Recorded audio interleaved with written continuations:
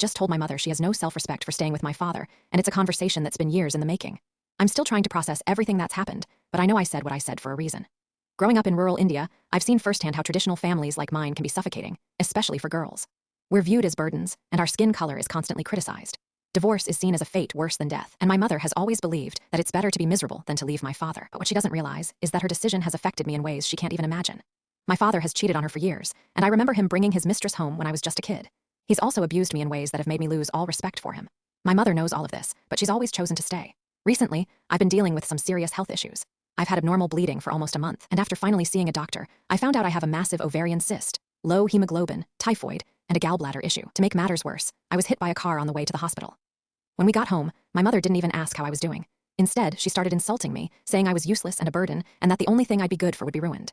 She's always said that she hopes my future husband will beat me into shape, and that she'd never let me come back home if I left my marriage. That's when I lost my temper, and told her that at least I have enough self-respect to leave a man who cheats on me. I said I would never stay with someone like my father just because society tells me to. She got very upset, but I'm still trying to understand why she's so defensive of my father's behavior. It's not just his infidelity, it's the fact that she spent years taking her anger out on me while making excuses for him.